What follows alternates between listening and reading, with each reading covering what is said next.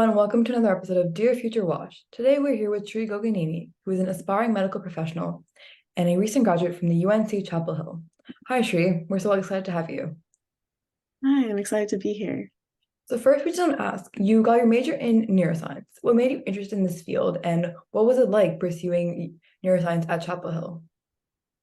So initially, I knew that I wanted to go and major in something related to science. And I was looking at bio and I was looking at chemistry, and I just wasn't sure what really intrigued me. And I know that I've had previous experiences working with people who had disabilities, mental deficits. I had family members who suffered with Alzheimer's. So I know that neuroscience was a research topic that was always I was interested in, and I've had like experiences where I've wanted to learn more about it. So I think going in with an open mindset and tentatively picking neuroscience was a chance, but I really enjoyed the classes. I think more than any of my biology classes, my neuroscience classes was the one that I was the most engaged in. So I knew it was the right major for me. Yeah, you said you had some experiences beforehand that kind of made you more excited about neuroscience. So what were kind of things you did in high school that prepared you for your experience in college? And what are some things that you think stood out on your application? Yeah, so one thing that I think stood out on my application was I'm really interested in dance, and I was dancing for a lot of my life. And um, through that dance school, I got the opportunity of teaching kids with disabilities. So whether it be like mental deficits or speech impediments or physical disabilities, I was able to work with them and like have a place where they can truly be passionate and not worry about the larger context of the world. So I think working with different minded people and realizing that so many of our brain circuits are different, and like having that curiosity of trying to understand more is what made me choose neuroscience. And I think that helped me with college because it showed that I was passionate about something and passionate about helping people, which translated to other activities on my resume as well. That sounds really cool. Did you continue your dancing career into Chapel Hill? And what are some organizations you were proud of participating in while you were in college? Yeah, so I think that was a big like important factor for me. I wanted to make sure that I was still doing things that I really loved because college can be a little overwhelming with coursework.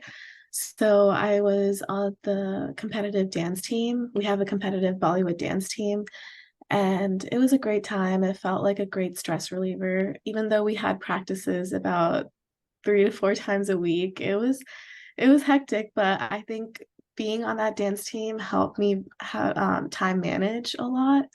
And additional to that, I was also a choreographer for Healing in Motion, which is workshop driven club where we host workshops for people who have chronic disabilities. So a lot of these dances I choreographed were tailored towards older people who don't really have much experience dancing, but we wanted to use dance as a way of healing and seeing whether lifestyle changes through exercise would be able to give them any relief in their disabilities. So that was a really cool club that I was able to combine my passions of helping people and dancing, which I really enjoyed. That sounds really cool. And that kind of reminds me of something else that you did. I saw in your LinkedIn is that you were the president of the Healthy Hands Initiative. So can you tell us more about that and how you got started and what you guys do? Yeah, of course. So Healthy Hands Initiative was definitely one of the clubs that I spent a lot of time with. And I didn't obviously start off as president. I started off as a co-chair, and then I became vice president, and then I became president my junior year. So basically what Healthy Hands Initiative is that we provide safe and clean drinking water resources to rural villages in India. And as an immigrant from India, I moved here when I was 7 years old. So I've experienced these situations firsthand where I've seen little kids drinking from like dirt puddles on the side of the road. So when I heard about this club, it was just in the making. So I was able to work with the founding board members and build the club from bottom up. So throughout my time at the club, we've applied for over like 12 grants. We've gotten about 7 grants.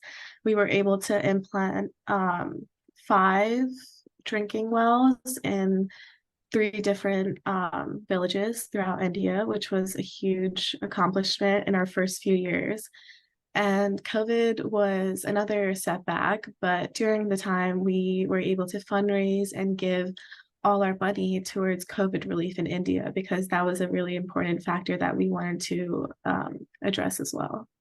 So, yeah, definitely learned a lot through that club, and especially how hard it is to communicate with overseas partners. So, if you're interested in expanding your club, you definitely should be looking at people who you can trust in other countries and see if you have a local partner. So that way you can communicate and just having that passion for like advocating for the cause. I had a close relationship to it. So if you're doing anything, you need to be able to have a close connection to it and be passionate about it. Otherwise, I don't think you're going to get very far. That is very true. Now ask a bit more about something else that you did on the flip side of your experience at Chapel Hill. I saw that you were an intern at the UNC Neurocognition and Imaging Research Lab.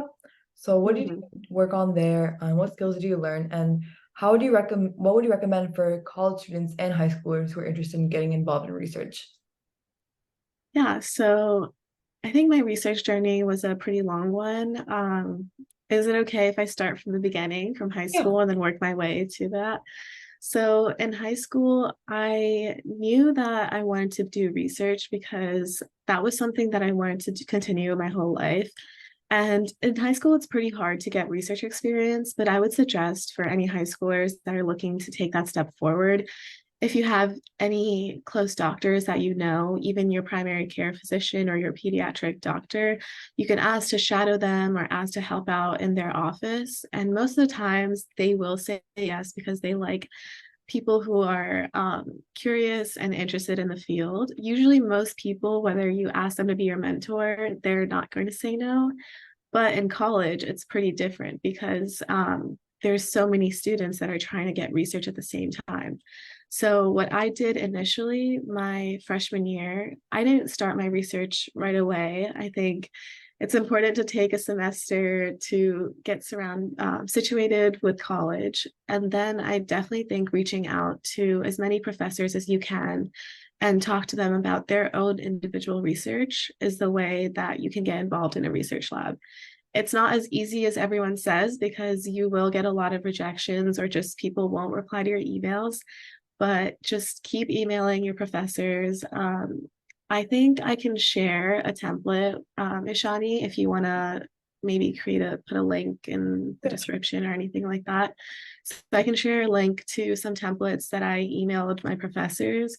And I think it took me a lot of tries before I was able to join a research lab.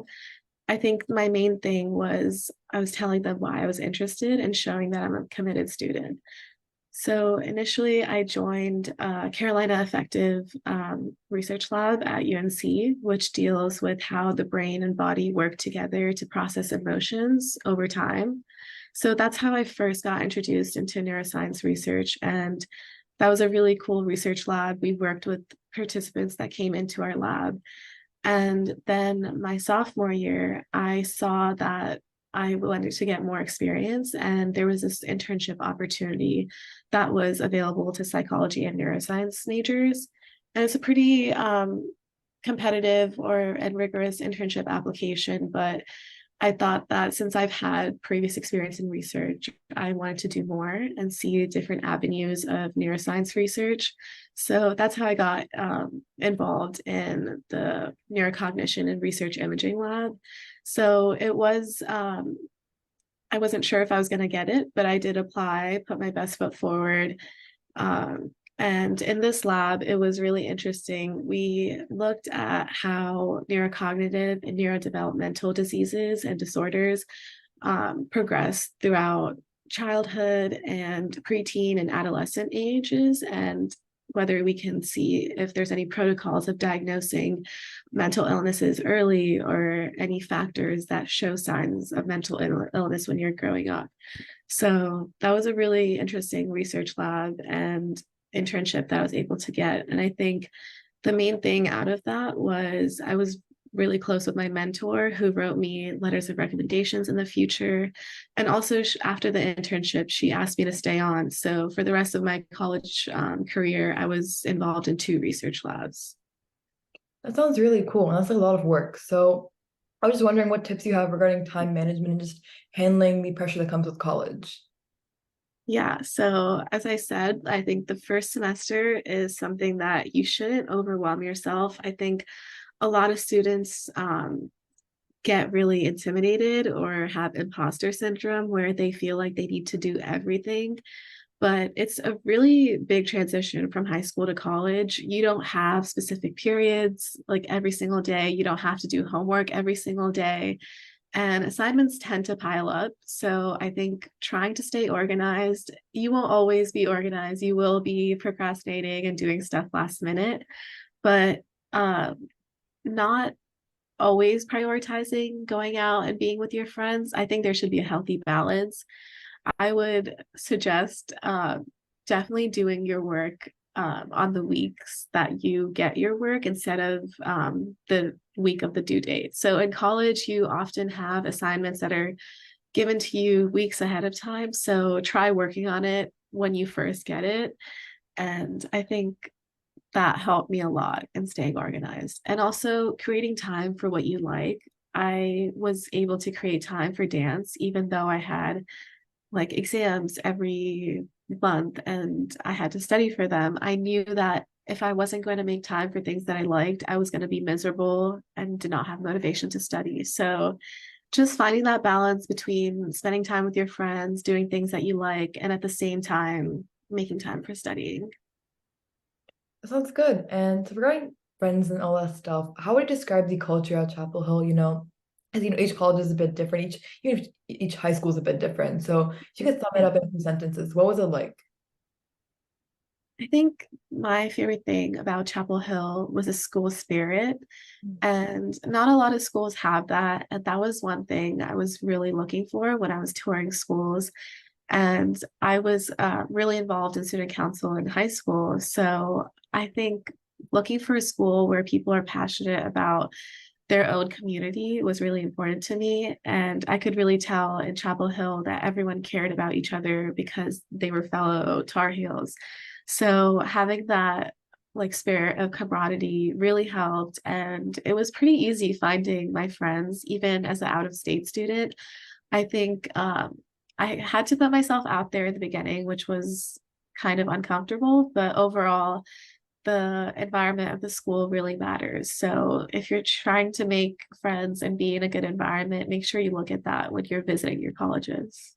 Yeah, that's one thing I always think about is that when you get to college, how do you make friends? Because it's like, oh, it's not like you're forced into group projects together like when you were in high school. So, yeah, what do you say? How Yeah. do you make friends? What are your tips? So I think joining different types of clubs, it doesn't have to be educational clubs. There's clubs that literally sit down and play video games together or like just sit down and talk about life together. There's so many clubs that you can get involved in. And if you choose something that, I don't know, is a fun hobby of yours, you could definitely make friends that way. And as a freshman, I think it's important to know that you're not alone. Everyone else is trying to make new friends too. So if you just see someone catch their eye, just go up to them and be like, hey, like introduce yourself. I know it's really awkward at the beginning, but trust me, you'll thank yourself later because I've had to do that multiple times. And some of those people are my best friends right now. That's a nice story. I hope the same happens for everyone in college. Now it shows that after you graduated, you're now a medical scribe at Tufts. So how's that going? What are your future plans? Can you tell us a bit more? Yeah, so I am applying to medical school right now. And initially, my plan was to go straight through after college, start medical school. But I realized that there was a lot of factors that made me take a gap year. And one of the main factors was I wanted to get more clinical experience and actually work in a hospital.